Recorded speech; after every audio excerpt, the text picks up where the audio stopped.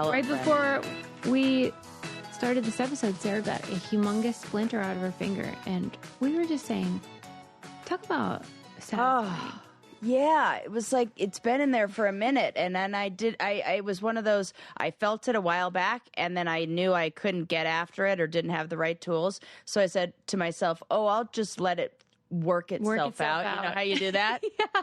Yeah. Well, If I swear. I revisited, and boop, out the splinter came. Okay, good job. Congratulations. Yeah. Episode Yes. 913. This is a great foreboding about Yeah, sounds what's lucky cooking. already. It really does. Yeah. How are you? I'm doing real well. It's nice. Yeah. You're always doing real well, though. I know. I've been, you know why? Because I've been spending a lot of time in nature, and I've been doing so much gardening, and they say that is good for your mental health. Rumor has it. The old Word hands on the in dirt. street is that's really good for the old. Even just Sticker. the being out in the sunshine. Yeah. Oh, except I have to. I What, now have premature the. aging? No, I now have the suntan line.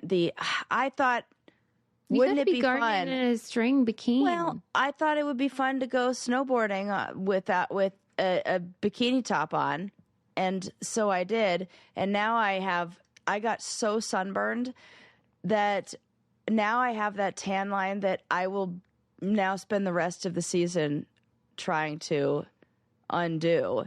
And it's so bad that it's there for all season now. Man, That one mistake. Yep. So, whatevs. Small price to pay for mental health, though. Right, exactly. And always wear your sunscreen. SPF for life, baby. Yeah. I did tell my dermatologist when she was doing my full body scan. Yes. You know this feeling. Whenever somebody says, "What do you do for a living?" It's always like, "Oh, fuck." At least you can say therapist. Yeah, but that opens up a whole other Pandora's Yeah. box. Separate set of problems. Well, I don't want to say that either to the wrong person. They go, "Oh, let me tell you about this. Oh, thank goodness. I have to talk to you about this." In sometimes the most awkward of settings. Okay, right. I didn't think of that. I was thinking about myself. Well, you keep doing that for story I purposes. mean, because whenever I have to be like, oh God, I have to tell them I have a podcast. It's so embarrassing, right? Right. And then, oh, what's it called? And then you got to tell them. And then what's it about? And then you got to make something up because let's face it, I don't know what it's fucking about. Different thing every week. I don't know. Sometimes frogs, sometimes Poop. poop. Yeah. Right. And then they're like, oh my God, I'll have to listen. And I'll just think, should I warn them? Should I be like, I'm so sorry? And so, it's a whole deal. But anyway, I told this dermatologist, brain candy. So I got to go back soon. So I'm going to see if she brings it up. What, shout out to the dermatologist. Shout out to Madeline. Oh, Madeline. Yep. She was looking at all my parts. I have a question. This is you're reminding me of something that I've been meaning to ask you. Yeah. When I go to the doctor now, go get medical service. Yeah. I rarely see a MD. I now see like a physician's assistant. That's what Madeline is nurse. too. Okay. Yeah. What the fuck do I call them? Oh, right. Because all by their first name seems a little rude for the work that they've put in and the knowledge base that they have and the level of professionalism that I want to maintain in this environment, like the kind of patient doctor thing, Yeah, there's not really a nice... What the hell do I call them? Yes. Because you could, with a nurse, you could say nurse whatever, but whatever. But physician's assistant, there isn't even that. Right. But either way, it doesn't sound cute. And PA does it. My PA, I don't Sounds know like what the right. garbage. So what would they like? If you're a PA, we should if ask you're a them. physician's assistant, Will, What do you want to will be you called? please tell us? Will you slide into our DMs? I prefer physician's assistant over physician. Me too. I think that I've always liked them better. They seem smarter. Yep. They're more definitely connected, less miserable. way better bedside manner. Like the doctors seem like strictly had it. business. Yeah, they've had it. Mm-hmm. There is the attitude of they've had it. Yeah. And every physician's assistant's like, sit down. Let me ask you some Yeah, let's follow-up talk about questions. Like, right. I'm like, yeah, okay, madam, yeah. let's do it. yes. Okay. Mhm. Yeah. Maybe if we were doctors, we'd understand. Yeah. But I don't. They seem fucking pissed. Yeah. Okay, listen to this story. Okay. I went to see my boyfriend, Mickey Dolenz of the Monkees. yes. With Matt Neroni. We had so much fun. And I mean, are you of the generation where, so it was on in the 60s, of course, the Monkees. Yes. But then MTV picked it up and it was reruns that were airing on Yeah. MTV. Did you watch them? Yeah. Hey, we're the monkeys. People say we're monkey around. Who's your favorite? Who are you? I wouldn't You're be a able to Torque tell you guy? their. I wouldn't be able to tell you their names. I just know of lunch boxes and Do you know any of their names? no, couldn't tell you a name of a Shut monkey. up. Not one? Not one. The Think monkeys. hard. Okay. Eddie. The one, the heartthrob. Okay, no. Do you know him? Of the monkeys. He was on the Brady Bunch one time. No, I couldn't tell you. What? Why are you upset with me? Because that one I thought was like, because then I'm confronted with my mortality. That's why. Oh, okay. Because I'm old. I thought this was like everyone knew this one monkey. If you said their name, I'd be like, oh, okay. Davy Jones? Oh, I know who that is. Yeah. Okay, good. Yeah. He was the heartthrob. But He was see, like I 5'4". would have confused him with. We would have had a mix-up from like Pirates of the Caribbean, Davy Jones locker situation. I would have gone in a. I would have said. Okay. I don't know. I wouldn't have been able to pull that one out. That's filed. That name is filed under something else in my brain. So. Well, Davy Jones was the heartthrob. He R.I.P. Davy Jones, and then we had Peter Tork. He was the goofy blonde one, and then there was Mike Nesmith who wore that blue cap, like winter cap, and his mom invented whiteout in real life. Oh, I remember this. I knew that would ring a bell. I know that you just fact. love a fun fact. I love a fun fact, and I knew that there was a band where the person's mom was more famous than he was for inventing whiteout, and she was a secretary, and she invented. I knew that story, but I couldn't tell you the band. That this is such a fun. Now you connecting the dots. Connect the dots. La la la la la. Yes, Mike Nesmith is that guy, and then I went to see. He's the last surviving member of the Monkees. Wow, I was going to say they got to be. He's 80 years old, cute as a button. And shout out to his rhythm guitar player, Vance, who is now listening to Brain Candy. Oh, hey, Vance. Hey, so if nothing, we've got your physician's assistant, your dermatologist, listeners, and the only surviving member of the Monkees. So that ain't nothing. No, his rhythm guitarist. Oh, his rhythm guitarist. Oh, okay. Got it. Okay, anyway, it was great. I had a great time. So fun. Oh, wait, here's the funniest part. Okay, so as you know, there's always this thing with me when I'm at a concert where I'm like, I want to dance. Yeah. But certain concerts it's okay, certain concerts it's not. This was at a city winery, so it's an intimate dinner like venue where you're at a table, people are eating. Like you're probably not going to stand up and sing. I get it. Yeah, I'm not going to do that. So we go through the whole show, and I'm like seat dancing. Yeah, into it, but some of my favorite kind. Yeah. And Matt and I had looked up the set list, and so we knew what songs were coming, and we knew, of course, that the end song is going to be "I'm a Believer." Yeah, that's the sort of grand finale. So he starts saying, thank you so much, Pittsburgh. Well, we had a great time. And it goes into I'm a Believer. And Matt and I immediately stand right the fuck up because it's the final song. Right. What? You can handle it for 3 minutes. Shut the fuck up. And other people stand with us, but like not everybody. Yeah. So then the next day, fast forward, I'm at the grocery store. And this woman comes up to me. No. She was like, were you at the Mickey Dolenz concert last night? And I was like, oh, fuck.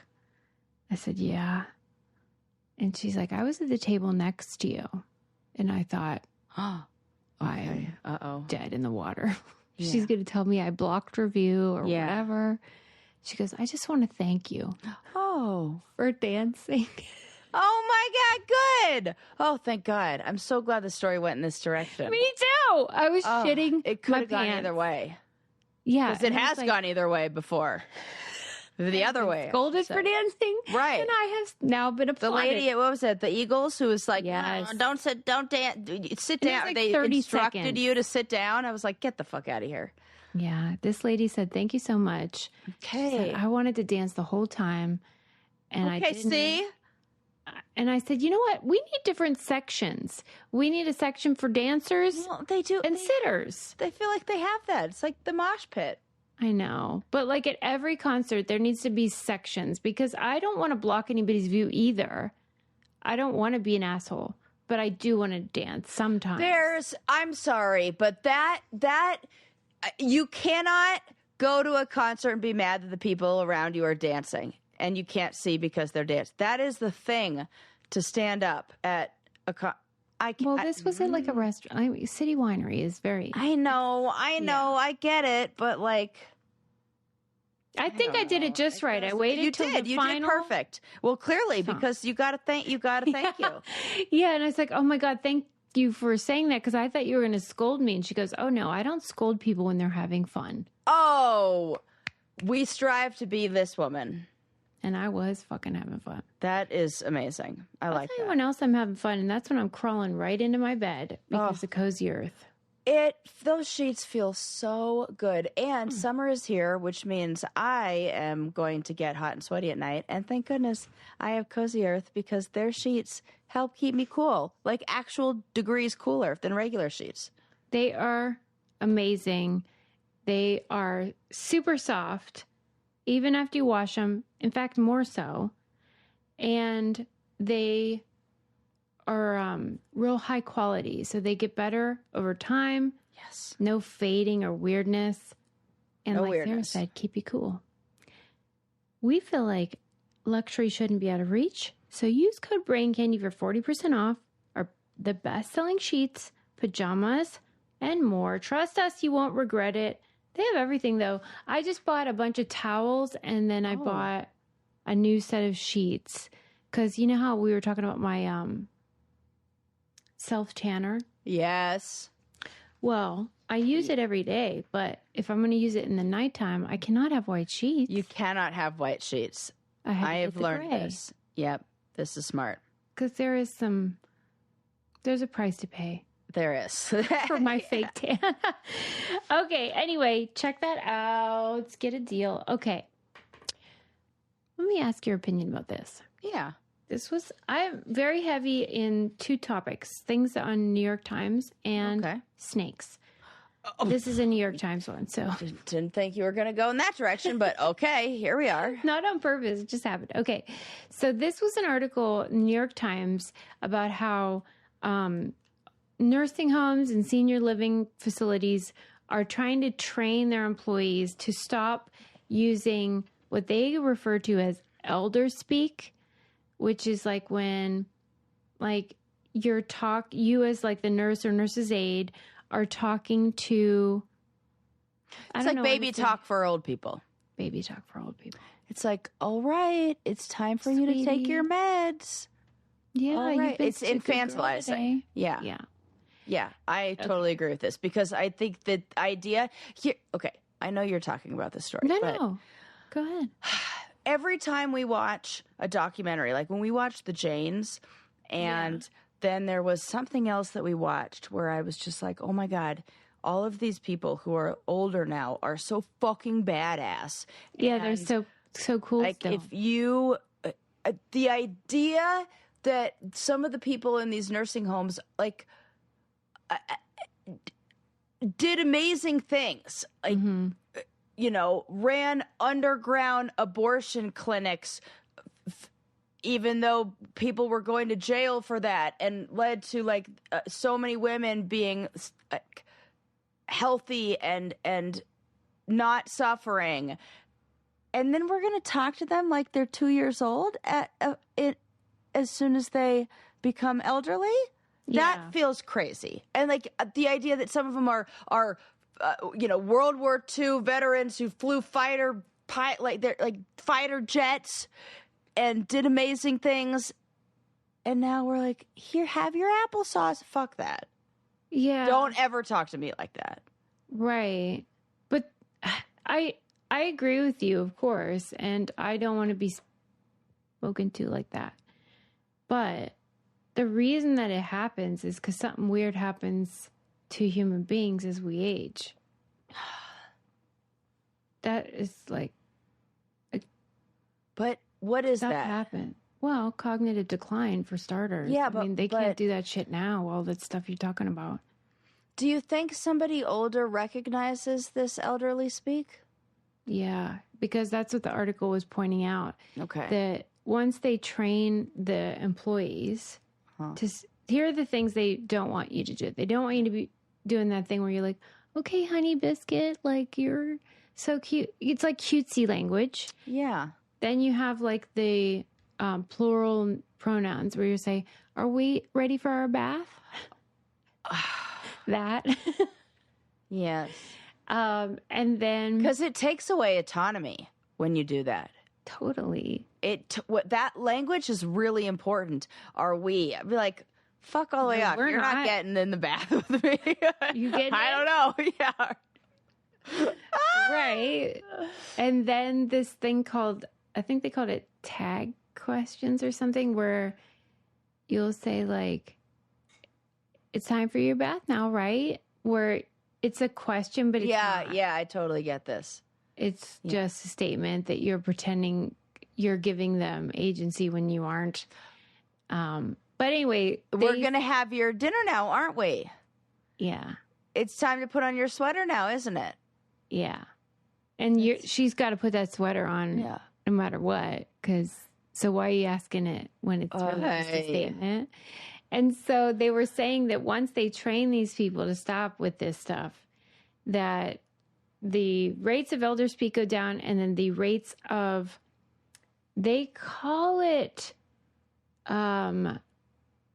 there's a name for it where they don't participate or agree to stuff. So it's like, they're how much they're putting up a like fight. Like, yes. They're resisting, like, because I fucking hate your gut. Because they have no autonomy. Because so it's the same way. This is exactly the same as why a toddler throws a temper tantrum as they're coming into learning who they are, and they always go, no.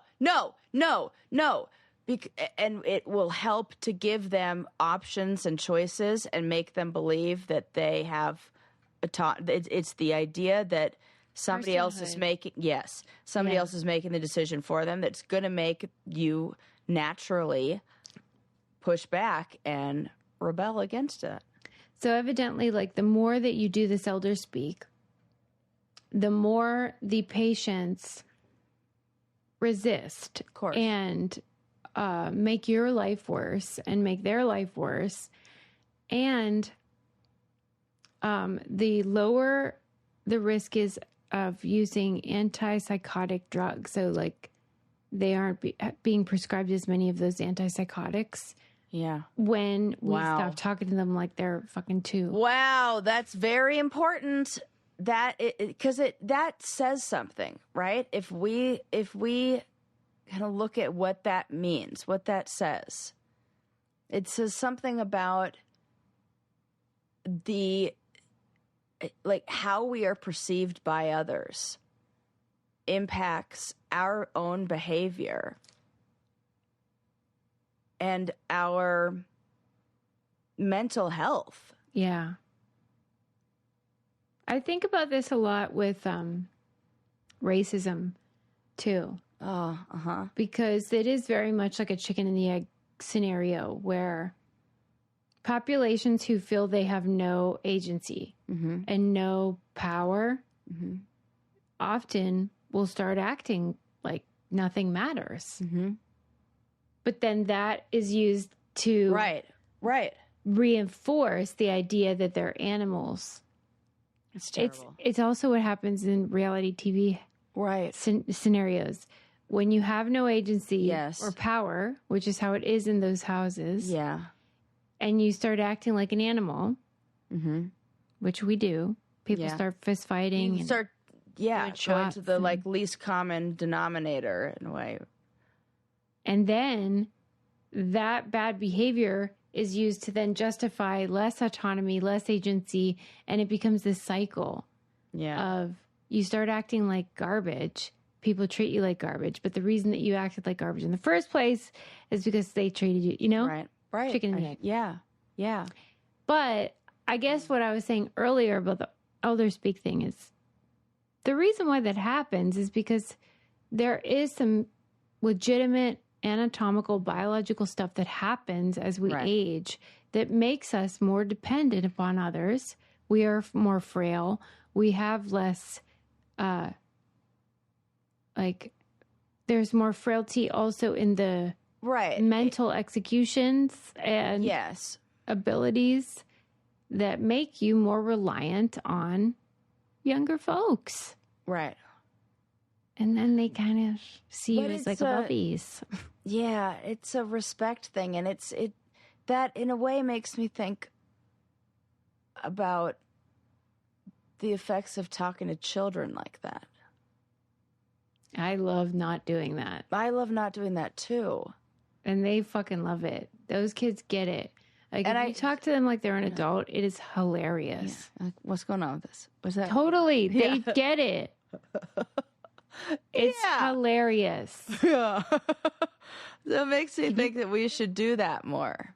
Yeah, I highly recommend it. That you will get better behavior from that child, and that this is interesting. But I mean, sometimes old people do act like kids. Yeah, but you don't have to use the we language. You can still, even if they do, you can like, what are you doing? What's happening? Or you can be compassionate and understanding without being infantilizing. Okay. But what if we just treat them regs? What if you treat them like a fully functioning peak person? I think that this is what's happening. Have you seen, there's a town, I don't know where it is, probably somewhere in like Scandinavia, that area up there, where it's like a town of all people with like Alzheimer's and dementia. And everybody there knows that everybody there has Alzheimer's or dementia, and the conversations are going to be different, but it is a thriving community because of the acceptance of this. And I bet people there don't talk to people like, their kids and like elderly speak. I'm going to look up what town this is. Do you have a living will? I feel like I did do one when I had my surgery. Like I feel like I remember doing this for something. Well, just so I know, like, what do you want? Oh, we've talked about this. Yeah, but I can't remember. You want plugs in or what? No. Cut. No plugs. Okay, just checking. Yeah, no. You can look up the town. No life saving. No. No life saving. No traumatic like. I mean, not fucking DNR shit, but like don't. Right, yeah, but like don't be stupid. Don't be like. I get you. Attaching me to machines for forever, please. All right. Well, while Sarah is looking that up, I want to talk about a new partner that we have, which is super cute. It's called Harvest Hosts, and they were inquiring about us, and I was like, oh my gosh, yes, this is right up our alley. This is a Sarah-coded partnership if there ever was. What is this? What is this? Harvest Hosts. So like if you own or rent an RV. What? Go on. You can get a Harvest Host membership, and then you get unlimited, no fee overnight RV stays at like a gazillion locations around the country and Canada. This is fantastic. I mean, is this not right up your alley? Yes. Okay, it's $79 for the year, and you can book. Oh my God. Whatevs. And because come on, you're not using that thing as much. Why not have it make money? And why not have it like allow you the opportunity to stay places cheap? Yeah. And they have, it's at tons of like cool, like wineries, orchards, like the kind of stops that you're like, oh, that's me. Yes, museums, farms, golf courses, all that jazz. It's such a cute idea. Well, and also the cost of staying at even like national parks or state parks is so expensive. Right. It's like staying at a hotel for a night. I'm like, what the heck is the point in getting an RV or trailer when you've got to pay fees that makes it $1 million a night? Yeah, this is like all the good stuff, none of the bad stuff. You will love it. The host locations are vetted, safe, well-reviewed, all that jazz. You can find out like the best places to stay when you're going to a certain area and based on like your interests, if you're going skydiving or hunting or whatever you're into. Okay, head to harvesthosts.com. Use code BRAINCANDY for 20% off Harvest Hosts membership. Once again, that's harvesthosts.com for 20% off. And make sure you use our promo code BRAINCANDY so they know we sent you. I love it. Yes. As a road ruler. Oh my God, this is so on brand for us. Okay. Right. Turns out there are a lot of these villages. They call them dementia villages. Oh, man. There is one in the Netherlands, France, Italy, two in Italy, Switzerland, Belgium, Norway, Germany, Austria, Canada, and Australia. I already said that. India. Look at that. That's amazing. So it's designed all after this Dutch. This first one that in the Netherlands. I was right. Hodgeweg in the Netherlands, an innovative residential community designed to provide a safe and stimulating environment for individuals living with dementia, aiming to improve their quality of life and preserve cognitive abilities. These villages often mimic the structures and activities of a typical town or village, with residents living in small homes or apartments and engaging in various activities in a community setting. And they say that their quality of life is so much better. Because they're not being, often with people with dementia and Alzheimer's, they're constantly there's a combative element. Because like if you're the caregiver and you have to repeat the same stuff all the time, which you will. Easy burnout rates. Yes. Frustrated. And then the person with dementia can sense that frustration, but can't really understand why. So is probably going to try this is antagonistic nightmare. But these villages sort of simulate a functional scenario. And it starts with empathy and understanding. And I think when you start with that, then it's easier. The frustration is reduced. Okay. Moving on. There was a documentary about the Carter family, aka Nick Carter from the Backstreet Boys. I was like, are we talking president, Beyonce and Jay-Z, or are we talking the 90s? Right. There are a lot of Carters. I would have preferred Jimmy Carter, but it's Nick Carter, Beyonce. Aaron Carter, and then the whole Carter family. Oof, that's a sad story. Oof. Yeah, Paramount Plus is where it was. And I was looking forward to watching it because their family is so extreme in its challenges with like mental health, addiction, fame, all that.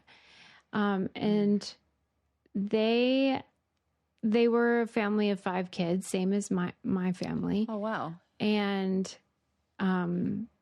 so at the end of the story, which is easy, it's not a spoiler because everyone already knows, Nick Carter is still alive, of course, the oldest, and then the youngest, Angel, is still alive. And then the 3 in the middle passed away. So you had Aaron die of, well, drugs, basically.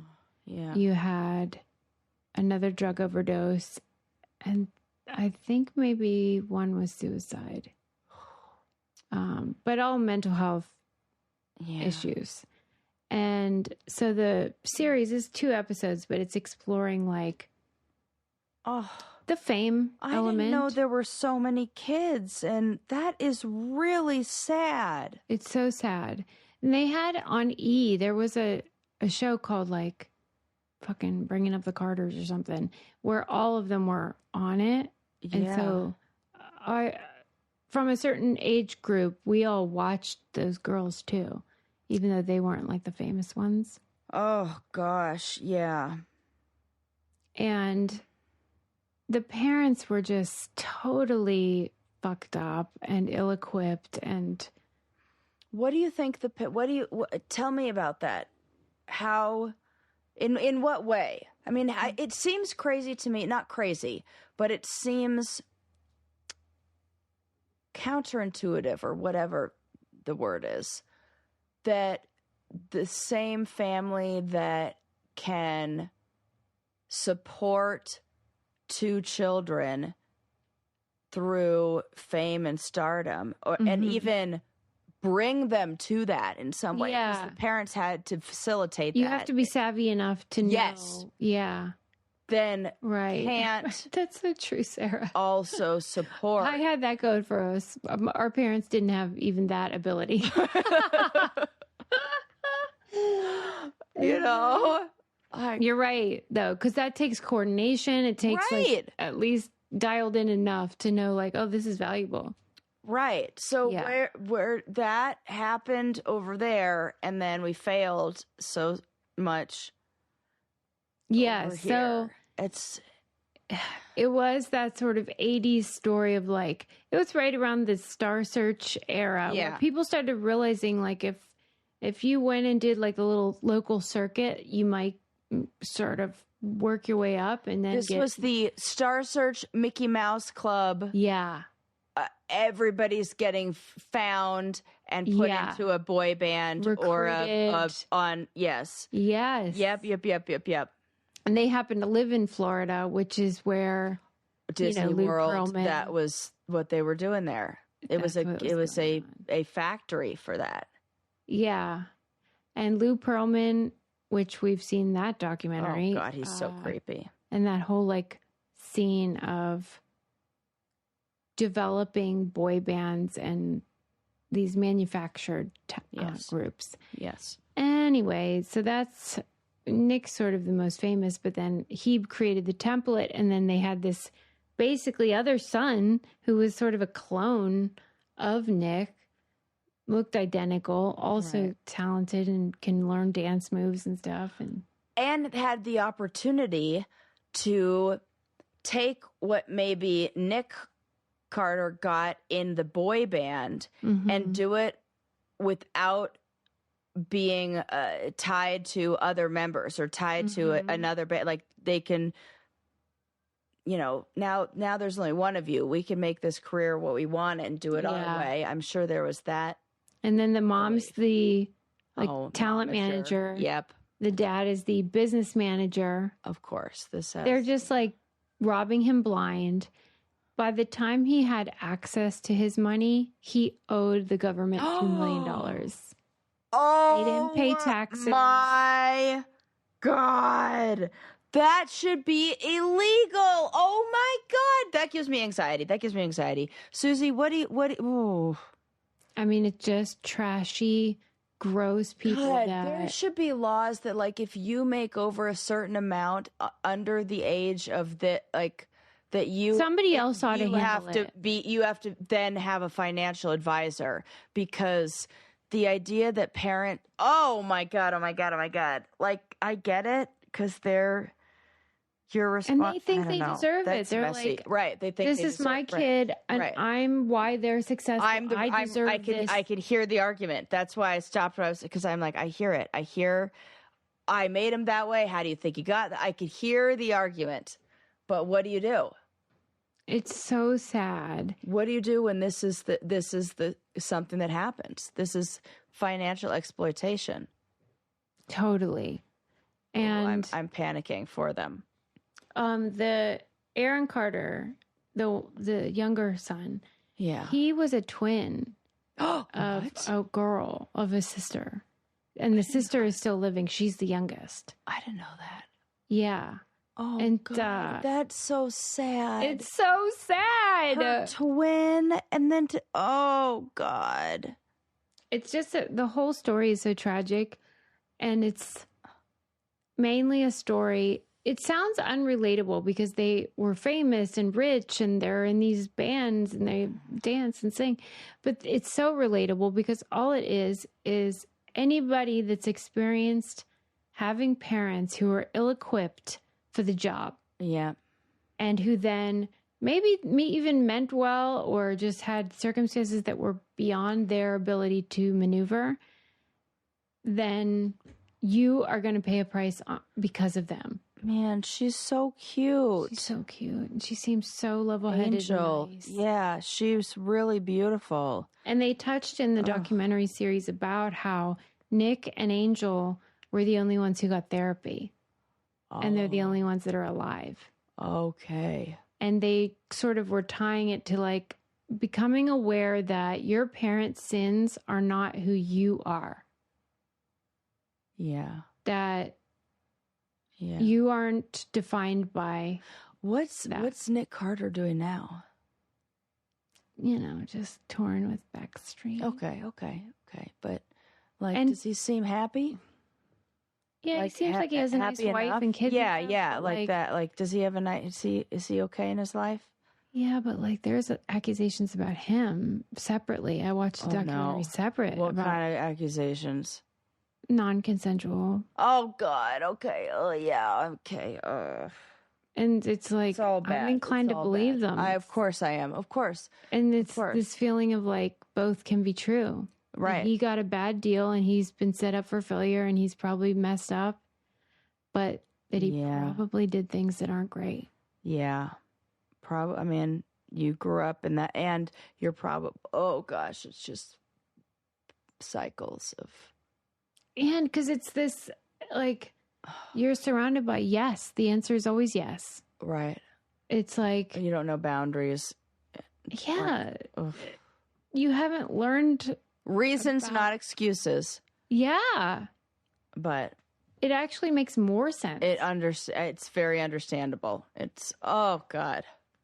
Okay. So that was traumatizing, but also interesting, and I would recommend it. Okay. Are there any child star stories that are okay? Well, the docuseries was actually produced by or directed by Soleil Moon Frye, you know, Punky Brewster. Yeah, I sure do. Love her. She had done that other child star documentary that was really good. I think there are some who have amazing foundations that can weather that storm and handle it. Yeah. But if you even have any dysfunction or latent or dormant mental health issues. Oh my God. Child stardom isn't going to help. No, that is. You know, when you talk about Sarah, I know what you're going to say. Brings up this very important concept that no human brain is equipped to handle that much feedback about who they are, right? Criticism from whoever. Did you think I was going to say something else? Well, I did, but this is a good one. I thought you were going to say, well, say your thing. Okay. Well, just that the feedback that you get from social media, especially if you're a famous person, like all this noise of like why you suck. Yeah. Yeah. Is totally unnatural to absorb that. Totally. And it's not functional to hear other people saying all this terrible stuff about you. But what did you think I was going to say? Well, and it makes it puts a vulnerable brain in a very vulnerable position. And I think of it as that metaphor that I use about like mental illness and whether or not something will present itself is like a light bulb turning on, how you have to have the circuitry the light switch has to be turned on. There has to be a light in the socket. There has to be somebody who physically flips the switch. That putting kids in that environment where you're exposed to the feedback of so many more than what we are equipped to handle is like adding the wiring and the circuitry, or at the very least flipping the switch. So you just fucking hope that there isn't a light bulb in the light socket so nothing goes on, you know? Right. But if there is, put a light you're bulb gonna there. get schizophrenia. You're gonna get, you know, like mania. You're gonna get something. Yeah, this is because what by the end happens. of his life, that's what Aaron was diagnosed with: schizophrenia, Yep. bipolar. Yes.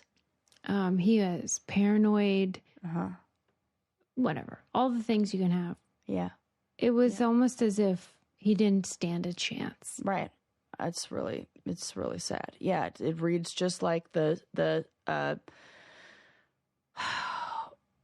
Jake Lloyd story from like so many, and Amanda Bynes and so many from that era that just did not make it out. I was telling my family what you said about how, because Lincoln couldn't believe that you babysat him. He's like a Star Wars like aficionado. Yeah. And he loves those ones. And I was like, Sarah used to babysit him. You couldn't believe it. And then we were talking about how he succumbed to some mental health stuff. And I said what you said, how probably what made them so great and talented and perfect for their own sitcom or a movie role. Yeah. But carrying the lead of one of the biggest franchises in the world, that whatever it was that dialed them into humanity enough to do that at that age is probably the same thing that led to their bingo downfall. Yes, there is. That is it. There is an actor. Let me see. He's in We Are the Millers. He's a British guy, younger. Let me see. Cast. What's his name? His name is Will Poulter. Mm-hmm. He struggles with his own mental health issues, and he said actors might be the very worst people to achieve fame, like the last people that you'd want to achieve fame and success. Because they're sensitive. They're sensitive. Yeah. And most of them are now getting rewarded for being characters, being not who they actually are. And that allows some things to maybe go unchecked, or it makes it hard to then form your own identity and like, who am I in this? You have to have a really strong sense of self and understanding of who you are. And I think that is a tall order to ask of a child. Mm-hmm. Yeah. It's a crapshoot. It's a freaking crapshoot.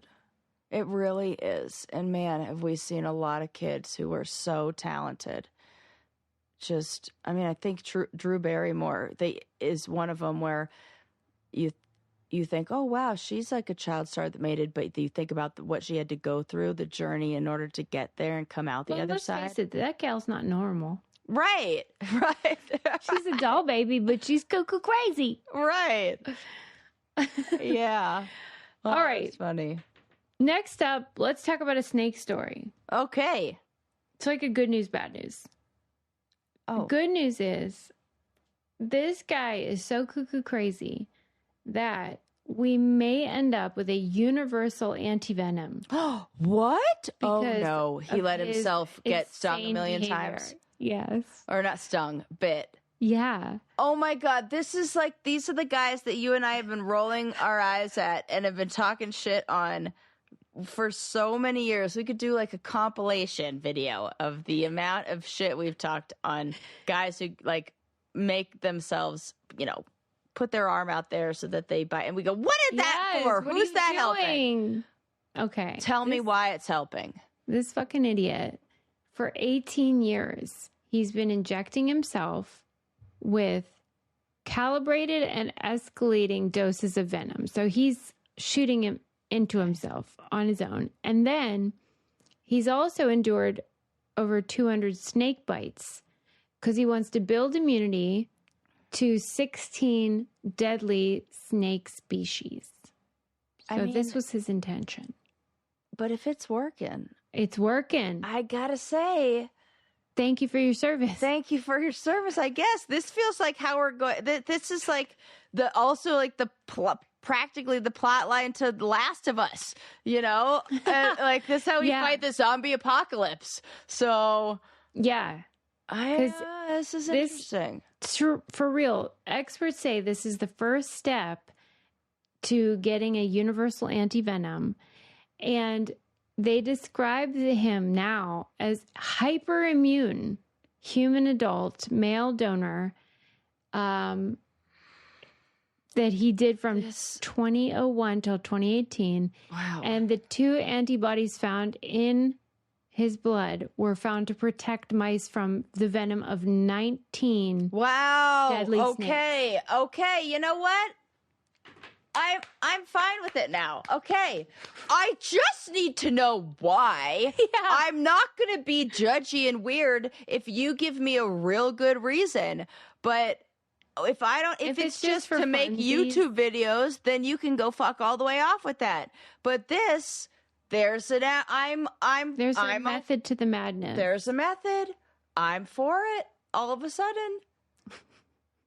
And I like the idea that it's like, this guy this is funny. That this guy is like sticking his arm out there and injecting himself with all of this poison, and this to protect a mouse.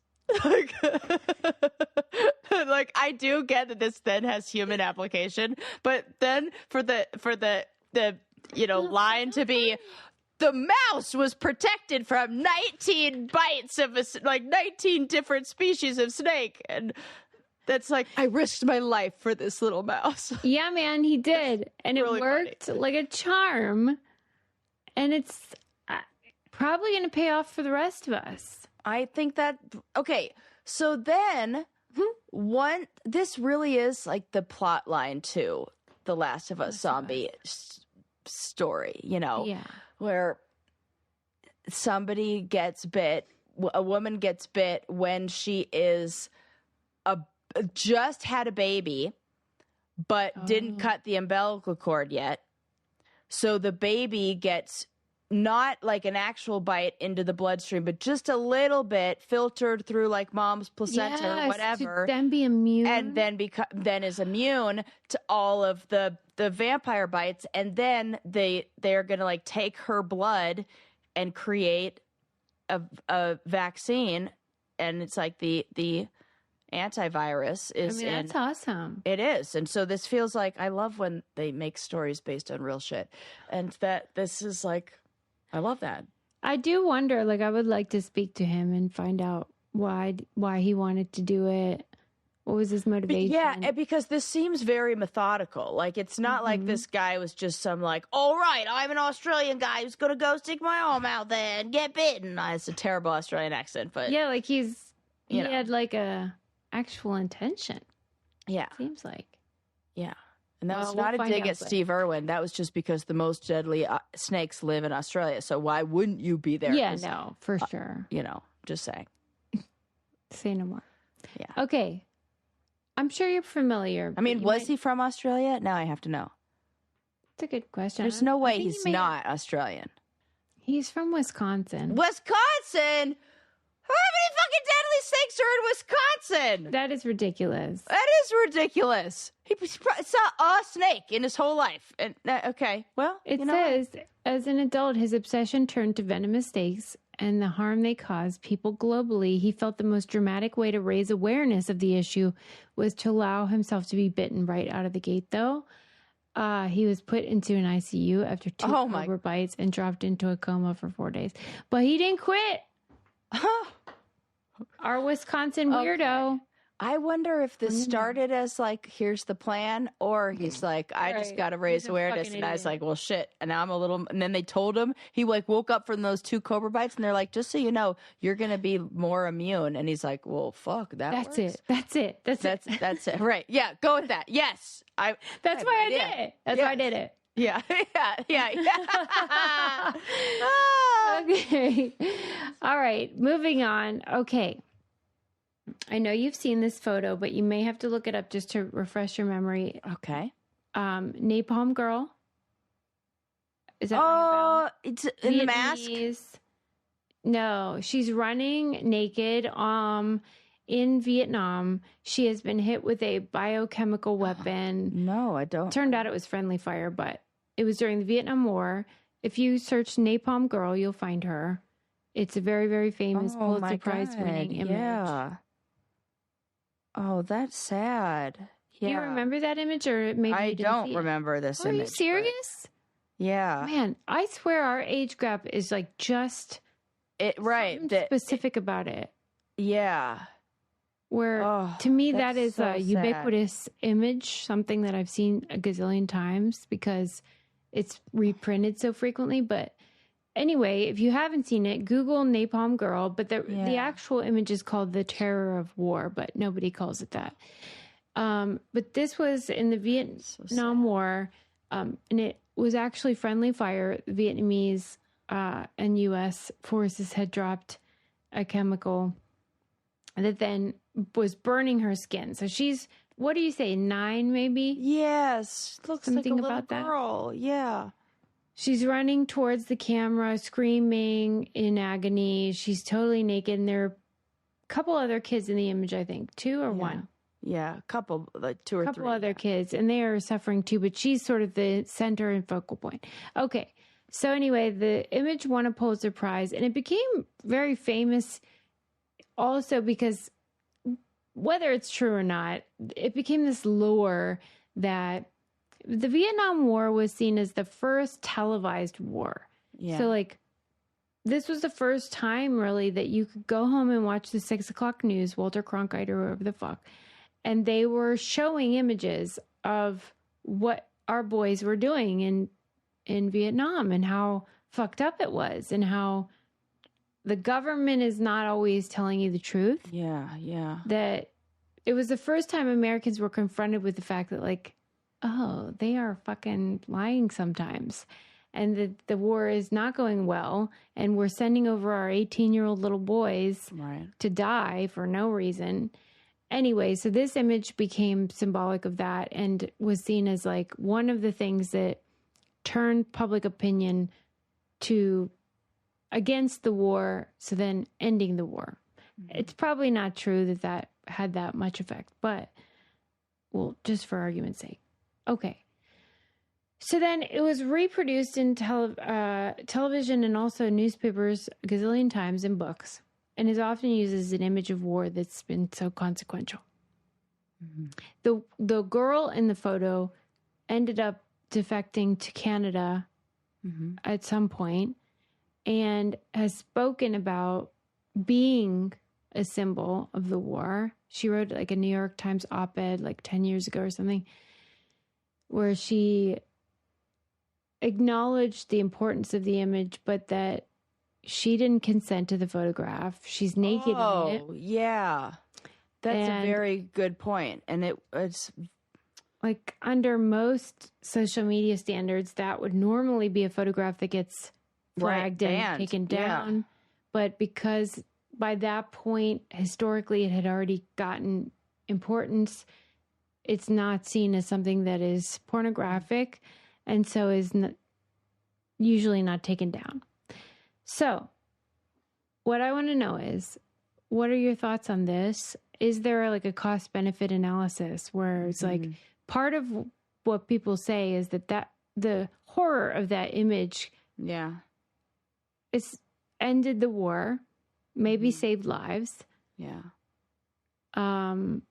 Is there like a cost-benefit ratio that would be okay for disseminating the image of a young nude girl in terror?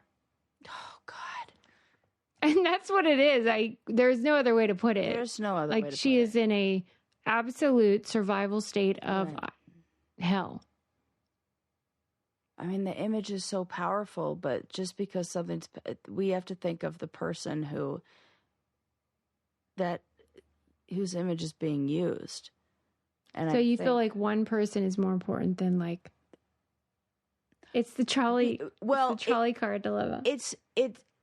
I can see that at first glance it might seem like that, but the trolley car dilemma gives only two options of like, these people are going to die or this person is going to die. I think that there's another option where you can find another image that will convey that message that doesn't require the exploitation of a child.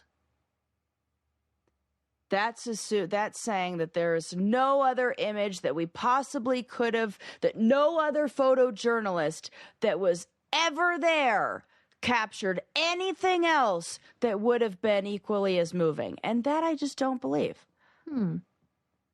Okay. I think a lot of people would agree with you about that. Yeah. I'm inclined to say the opposite, but I know what you're saying. Yeah. Because I've seen the image so many times. Yeah. And it's such an, like, kind of like the JFK home video when he's getting shot to death. Right. Like, it's so used. Right. That I've never seen this image as sexualized. Right. And I don't think that is what's going to happen. I don't think that is that I think that it is an image that has to be consumed or viewed with a certain amount of like education and understanding and like information that I guess too though, Sarah, I feel like I know there are people that are sick and they can sexualize anything. Right? But I just feel like those people are so few. Yeah. That almost everybody, like 99.99% of people that would view that image would only see the horror, that to then be like, oh, we can't because it's sexualizing. It feels like... I don't think we can't because it's sexualizing. Sorry. Okay, we can't because why? Because it's not our body to show. You mean because she's nude? Because I think that like if she were wearing clothes, then you would think it would be a fine image to use. So it is about sexualizing them because that's what nudity is. Because I mean that you don't see the other people, the other young men and the other kids in there saying, I don't like that this image is being used. It's because she's nude and it's in such a vulnerable position. Yeah, I agree. I agree that that's the issue. But like, I just don't think the bad outweighs the good, because it really does change minds when you see that kind of horror. You do see the whole thing in a different light that you wouldn't if you're just like protecting this one girl from like, and what, like, and nobody's looking at your poon. Right. No, and I totally get that. I just feel like there could have been another way to do it that didn't. Is there another option? It is so. Maybe. I totally get it. But it's I get it too. That's why it's a debate. It's because it's like, there's no right answer. There's no right answer to that. I mean, and you know what? The other thing is, she has credited this photographer with saving her life. Yeah. Like, he is who got her care and why she didn't die from the chemicals. And she acknowledges that. She's like, that photographer saved my life. Also, why did he take that photo? And I'm telling you, lady, it's also the job of the a wartime photographer to capture what you see. And if that is what you see, if you saw a mass grave, because you know what, when there are Holocaust photos of all of them standing there with stripped of their clothes, it makes me want to cry. It is horror. It is. And that's why I've said you have to show that in order to not strip history of the you can't horrors sanitize of it. you can't sanitize history. You have but it has to be consumed in a healthy and like okay way. I don't know. That's why I want mass shootings at schools like Columbine. I want to see the carnage because I think people are not getting that our 6-year-olds are being gunned down. Oh my God. And that's horrifying and so upsetting. Yeah. And that's why it ought to be shown. Yeah. And because you pair that with what we do see, where if kids play some like Call of Duty game and nobody is bloody and then they just disappear from the screen and come back to life 2 seconds later, it gives us and we don't see how our food dies. We don't see how, you like that cow that you're eating? You like that hamburger? You know how that thing was killed? Like we are disconnected from death in a way that makes it so we maybe don't value life in the same way. Yeah. Okay. I get the debate, though. I do. I totally do. God, this is a sickening, like... the fact that we have to talk about it. But we do, in a way. Like, it's important and it matters. Interesting. All right. I guess I'll go. I've already... Because we wouldn't want books to delete.